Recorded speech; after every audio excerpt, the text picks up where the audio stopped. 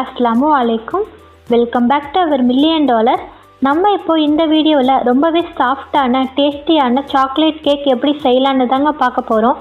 நம்ம இந்த ரெசிபிக்காக ஸ்பெஷலாக ஓவனையோ இல்லை பீட்டரையோ யூஸ் பண்ண போகிறதில்ல. நம்ம வீட்டிலே இருக்கிற ப்ரெஷர் குக்கர் அண்ட் மிக்சியை யூஸ் பண்ணி தாங்க இந்த கேக் செய்ய போகிறோம். இப்போ வாங்க நம்ம கேக் எப்படி செய்யலான்னு பார்க்கலாம். நான் இந்த ரெசிபிக்காக 4 முட்டை எடுத்துக்கிட்டேன். முட்டையோட வெள்ளைக்கருவை தனியாக பிரித்து எடுத்துக்கிட்டேன்.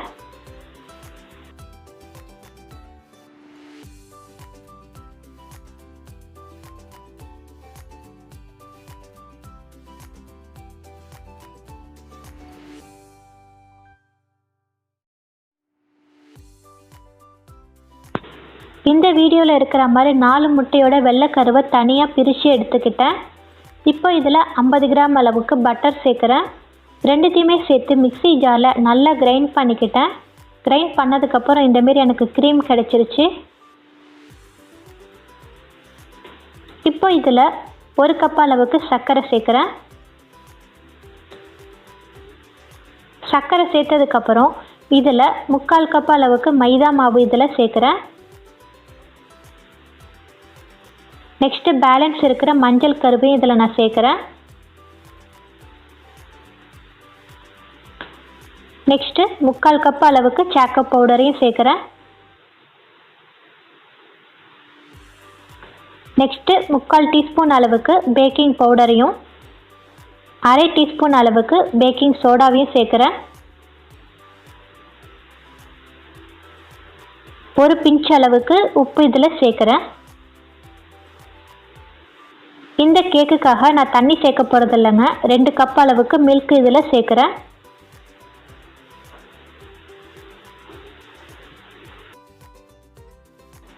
ரெண்டு கப் மில்க் சேர்த்ததுக்கப்புறம் நான் இதில் 2 டேபிள் ஸ்பூன் அளவுக்கு எண்ணெய் இதில் சேர்க்குறேன். சேர்த்ததுக்கப்புறம் மிக்ஸி ஜாரை மூடிட்டு நல்லா மிக்சியில் வச்சு கிரைண்ட் பண்ணிட்டேன்.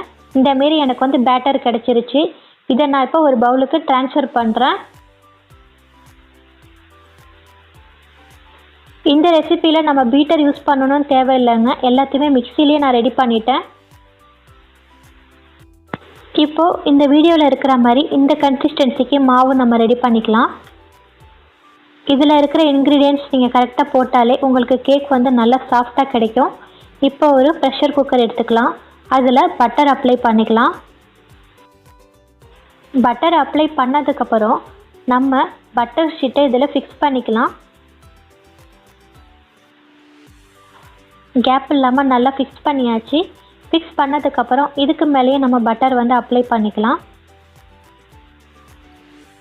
இப்போ நம்ம ரெடி பண்ணி வச்சுருந்த பேட்டரை இதில் ஃபில் பண்ணிக்கலாம். நான் இதில் ட்ரை ஃப்ரூட்ஸ் வந்து சேர்த்துருக்கேன். நீங்கள் தேவைப்பட்டால் சேர்த்துக்கோங்க, அப்படி இல்லைன்னா ஸ்கிப் பண்ணிடுங்க.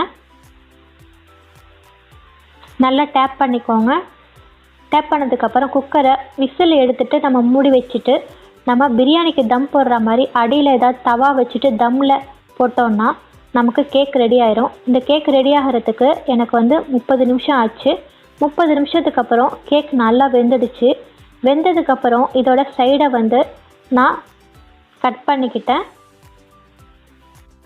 கேக் வந்து வெந்துருச்சான்னு செக் பண்ணுறதுக்கு நம்ம குச்சி விட்டு பார்த்தோன்னா குச்சியில் மாவு ஒட்டாமல் வருங்க.